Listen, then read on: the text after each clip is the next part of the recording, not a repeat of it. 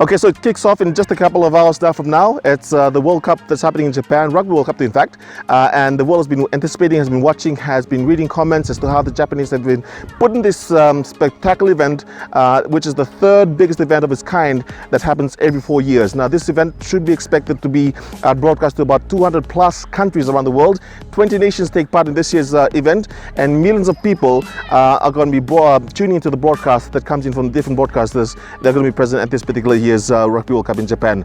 But at 11:45 p.m. we will see Japan take on Russia, the two teams that will set the pace of the Rugby World Cup, in which these 20 nations go head to head. And if you know, for the Japanese, they're perfectionists, right? So with us watching the broadcast from our countries, we'll be seeing world-class facilities. We'll be seeing a standard that everybody should probably try to live up to in terms of the quality of an event that they'll produce. But also for a team that's from this country that has kind of like made it their sport as well. If you see the Japanese in the past couple of years, they've had specialists, they've had trainers, they've had people who've come up to A grade of a caliber in terms of the sport itself, like Eddie Jones. So he helped out in the last World Cup in 2015, where they came close to beating a lot of, well, not so a lot of teams, but they did beat a two-time world champion in terms of rugby World Cups, which was South Africa. So if you can't remember what happened back then, we'll have a look at this highlight of the Japanese defeated and shocked the world, not the nation, but the world, in terms of their performance against a two-time world champions. Have a look at these highlights when the Japanese defeated the Springboks. When they were tied up at a particular point of time in the game, and scored a last-minute try to break the hearts of the Springboks. Here are those highlights. We are jam-packed with 30,666 spectators at the Brighton Community Stadium. The action kicks off for both South Africa and Japan, and both teams will want to get off to a winning start. Delirious. Strauss, straight through. You can't stop him. Well, we had the giraffe, now we have the rhinoceros.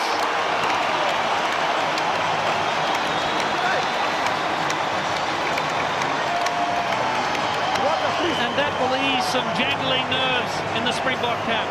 It's been very good, the Japanese lineup. Here we go, Matsushima! Japan! Goromaru!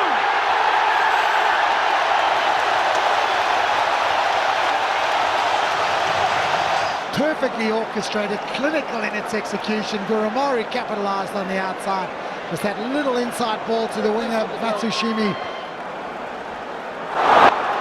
Saved the try. Tatakawa. Murphy! Here we go! Hesketh! Come on, Hesketh!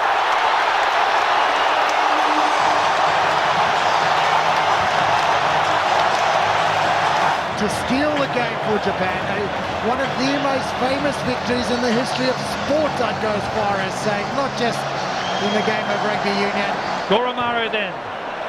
It's all academic. Our eyes have seen the glory. It's a rugby miracle. But as I mentioned, there'll be millions of people from around the world, the US, from Australia, Japan, from Russia, from Fiji, to be in fact, and some places that are remote to Fiji will be tuning in for the first time because of the fact that they have now solar. So solar powered houses is one of the things that if you go to the different rural areas in Fiji, this is what they've been doing for the past couple of months or so, traveling to places like Kandavo, traveling to places like Serua, and in the interiors of the two main islands, the Lomifiti group as well. And when you go to these villages, you'll see solar panels being a new thing of these villages, which helps in powering up the houses, which helps in the students or the children of the house study at night. The families could rock into early into the morning if there's an event or if there's a family get together. And one thing is for sure, that when the game happens this Saturday, when the Flying Fijians take on the Wallabies, the nation will shut down. I got the chance to speak to some of the villagers in Namalata, where I'm standing at the moment, in Bua, and their thoughts, their well wishes to the boys who are preparing to take on the Wallabies this Saturday. Have a look at this. Nakanadhangu nga Paulo Kulikata, na Korona Malata, Kumbulau Bua. na tatungo na mababara ni Rugby World Cup na mataning gitu Siwaruai wambota ni na korta lang ko sa tuna nama kitu na mataning gitu ni viti kasa sane mami iba masuk tu mena indorang gitu bina kabe viti ni gitu Siwaruai sa tikin na ni mami banu ni bina kabe tu na mata tikin na tu tim ni banu Siwaruai na mataning gitu.